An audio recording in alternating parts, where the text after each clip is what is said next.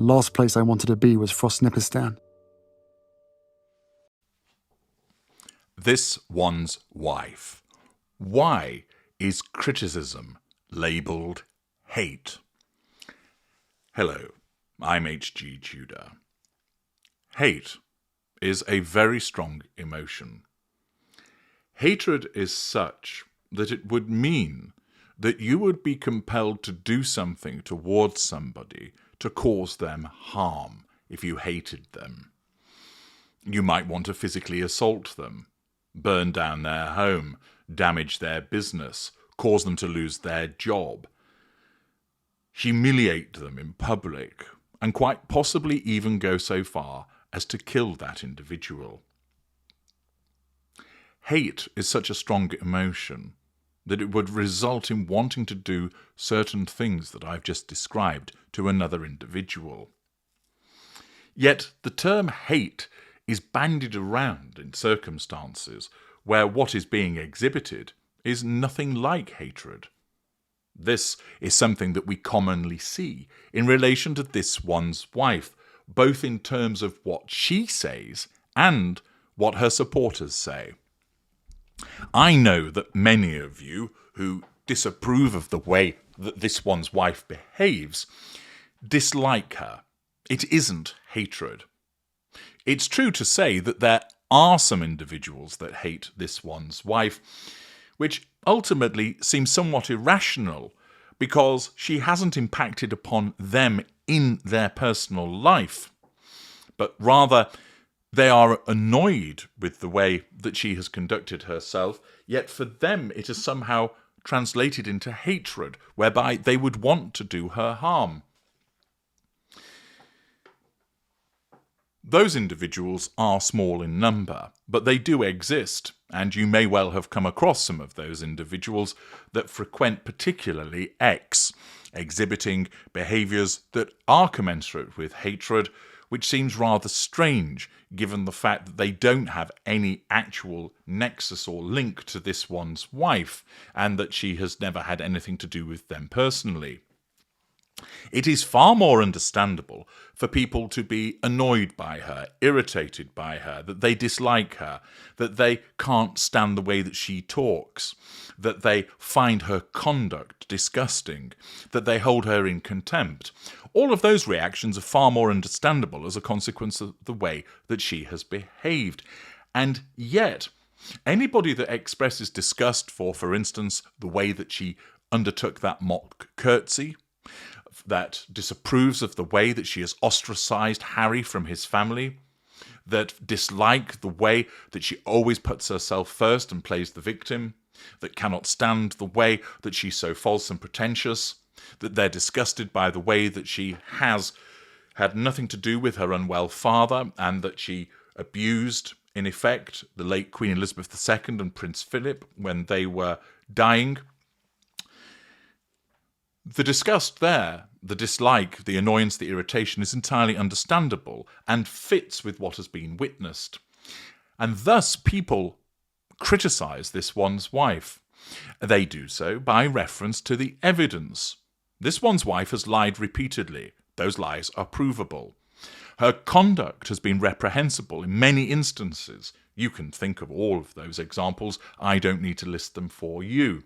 And therefore, criticism that has come from sections of the mainstream media, from people on YouTube, on Facebook, on X, on Instagram, whether it be in postings and videos or commentary below the line, has been legitimate.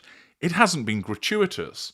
And yet repeatedly this one's wife refers to it as hate when it's actually criticism. Why does she do that? Well, you won't be surprised to learn that it's as a consequence of her narcissism, that she sees things in black and white. First of all, any criticism of her is unjustified because it amounts to a threat to her need for control.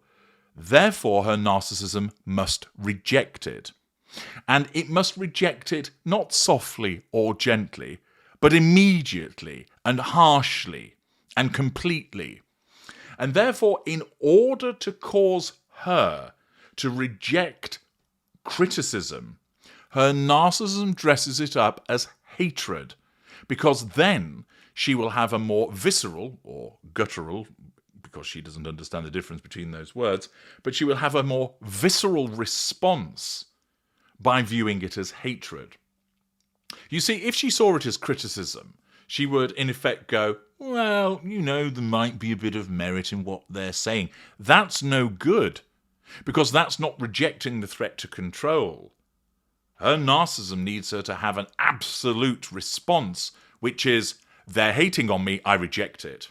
Either by complaining to a third party to assert control indirectly, or jettisoning the individual. They're a hater, they're a racist, they're a misogynist, they're pouring hate, I reject them, which nullifies the threat to control.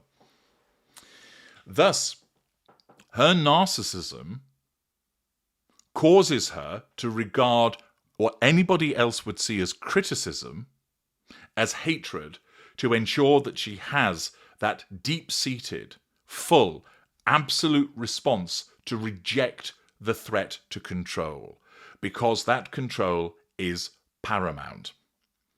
Her sense of entitlement to make such a decision, her deluded outlook, her magical thinking that how could you hate somebody like me, her lack of accountability for her behaviours are all channeled by her narcissism, so that she will see criticism as hate, disapproval as hate, parody as hate, ridicule as hate, because hate is far stronger, and given her black and white thinking, it enables her just to reject it straight away, and thus the narcissism does its job as a self-defense mechanism.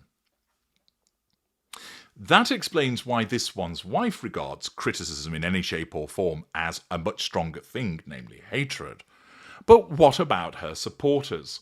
Why do they engage in this very tiresome activity of regarding criticism as hate, that a comment, and a justifiable one, about her behaviour is just dismissed as hate, be it misogynistic hatred, racist hatred, just downright swivel-eyed, bigoted, fleck-mouthed nutcaseness from a hater?